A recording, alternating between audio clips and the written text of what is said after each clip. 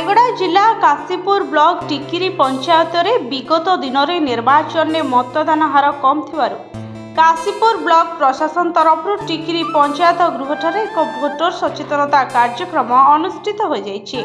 आज कार्यक्रम उद्देश्य हूँ 2024 साधारण निर्वाचन उपलक्षे एक सचेतनता कार्यक्रम करवा।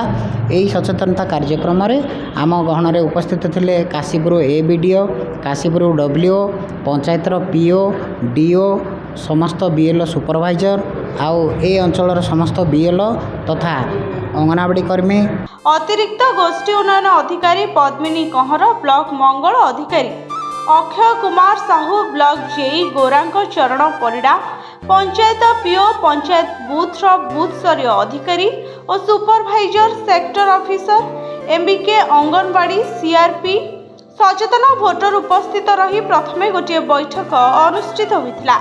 परे पंचायत ऑफिस ठारू बाहरी कोरापुट साही, मुख्य बाजार, पुराना बैंक साही आज जो कार्यक्रम जो सचेतनता भोटर सचेतनता कार्यक्रम टिकिरी जीपी अनुष्ठित होता।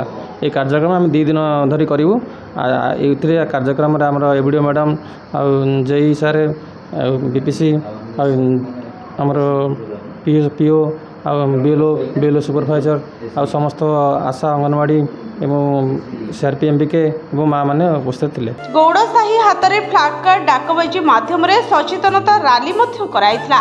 तेबे परिशेष में अतिरिक्त गोष्ठी उन्नयन अधिकारी श्रीमती कंहर समस्त को धन्यवाद देवा सह आसंता काली पुणी थरे रैली रे जोग देवा पई आह्वान देथिले।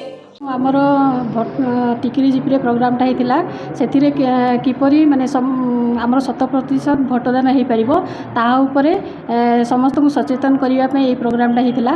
एथिरे आमर एसएचजी ग्रुप्र माँ मैंने एमबीके, सीआरपी, आशा दीदी, अंगनवाड़ी दीदी आमर जिते सब सरकारी कर्मचारी मैंने उपस्थित थे। यहाँ करने द्वारा से माने तांकर विलेज लेवल रे भी लोक मानक सचेतन किपरि कर पारिबा सही उद्देश्य रखिकी आज यही प्रोग्रामटा कराइथिला। रायगड़ारू स्वतंत्र प्रतिनिधि ऋषिकेश साहू को रिपोर्ट, ओडिशा न्यूज 27।